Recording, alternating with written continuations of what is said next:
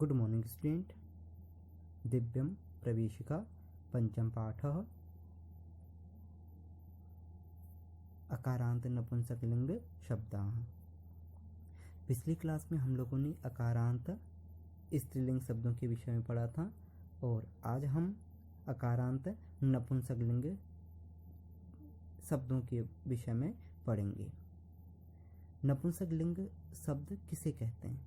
नपुंसकलिंग जिन शब्दों के द्वारा ना तो स्त्री जाति का बोध हो ना ही पुरुष जाति का बोध हो उन्हीं हम नपुंसकलिंग शब्द कहते हैं। जैसे आम्रम, फलम, पुस्तकम, कंदुकम, नामनम आदि।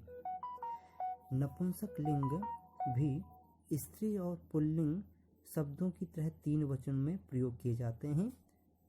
एक वचन, द्विवचन, बहुवचन। एक वचन का अर्थ है एक वस्तु, द्विवचन का अर्थ है दो वस्तु, बहुवचन का अर्थ है बहुत सारी वस्तु अर्थात दो से अधिक वस्तुएं। जैसे फलम, फले, फलानी अर्थात एक फल, फले अर्थात दो फल, फलानी अर्थात दो से अधिक फल, बहुत सारे फल। अब जैसा कि क्लास में आपको पहले से बताया था मैंने आपको कि अकारांत किसे कहते हैं, अर्थात जिन शब्दों का अंतिम वर्ण अ हो उन्हें हम अकारांत शब्द कहते हैं। नपुंसकलिंग जैसा कि मैंने अभी आपको बताया ना तो स्त्रीलिंग हो और ना ही वह पुल्लिंग हो, तो उसे हम जो तीसरा लिंग होगा हम उसे नपुंसकलिंग कहते हैं। यहाँ एक परिभाषा आपकी दी गई है। नपुंसकलिंग शब्दों को भी पुल्लिंग एवं स्त्रीलिंग शब्दों की तरह तीनों वचनों में प्रयोग किया जाता है। अकारांत नपुंसक लिंग के रूप में इस प्रकार चलते हैं जैसा कि मैंने अभी आपको बताया। आप देखिए यहाँ एक वचन, द्विवचन, बहुवचन। शब्द है मौ, अर्थात यहाँ पे एक विशेष ध्यान देने योग्य बात यह है क्लास कि जो भी शब्दों के अंत में यदि मौ हलंत है तो वे शब्द नपुंसक लिंग कहलाते हैं। जैसे कमलम, आप देखेंगे जो कमलम शब्द है उसका मौ जो है हलंत है तो यह नपुंसक लिंग में। आम्रम देखेंगे मौ हलंत है, फलम मौ हलंत है, तो विशेषकर इसे हम नपुंसक लिंग में देखते हैं। देखिए आप यहाँ देखिए अपनी बुक में कमलम, कमले, कमलानी। कमल का अर्थ है एक कमल का पुष्प, कमले अर्थात दो कमल के पुष्प, कमलानी अर्थात बहुत सारे कमल के पुष्प। उसी प्रकार देखिए अन्नम, अन्ने, अन्नानी, जलम, जले, जलानी, दुग्धम अर्थात दूध, दुग्धम, दुग्धे, दुग्धानी, फलम अर्थात फल, फ्रूट्स, फलम, फले, फलानी। अब यहाँ क्लास एक आपके यहाँ परिभाषा दी गई है जिसको आप ध्यान से और कंठस्थ याद करेंगे। आप किसी भी शब्द में यदि री, रौ या सौ आए तो उसके बाद नौ आए तो नौ को ण कर दिया जाता है। जैसे आमरानी देखेंगे लास्ट अंत में क्या है, रौ है तो नौ होना चाहिए था, यहाँ आमरानी बनना चाहिए था। यहाँ फलानी बना तो यहाँ आमरानी बनना चाहिए था, परंतु रौ होने के कारण यहाँ पे नौ को ण आदेश हो जाता है तो आमरानी शब्द बनता है। वैसे पत्राणी, वस्त्राणी, मित्राणी आदि शब्द।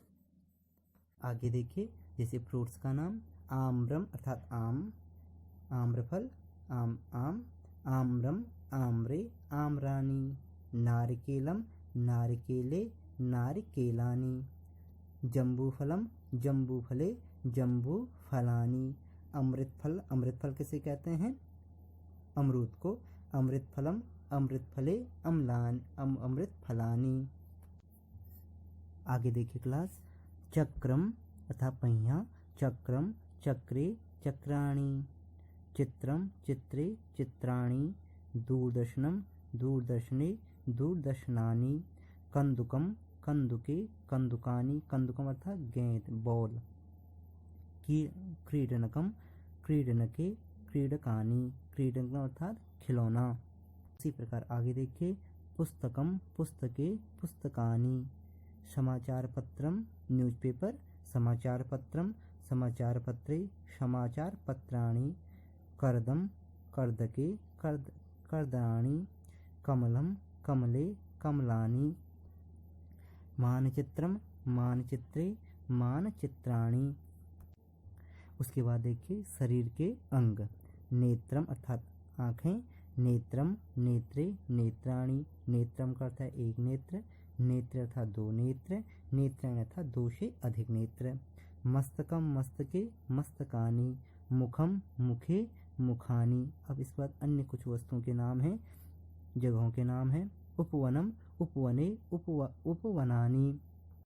उसके बाद देखिए पत्रम पत्रे पत्राणि, पुष्पम पुष्पे पुष्पाणि, मुखम कमलम कमले कमलानि, धनम धने धनानि, ताम्रम ताम्रे ताम्रानि। अब यहाँ एक और परिभाषा दी गई है, यदि री र शौ के बाद आने वाला नौ हलंत के साथ हो तो उसे नौ ही रहने देते हैं, अर्थात उसमें कोई परिवर्तन नहीं करते।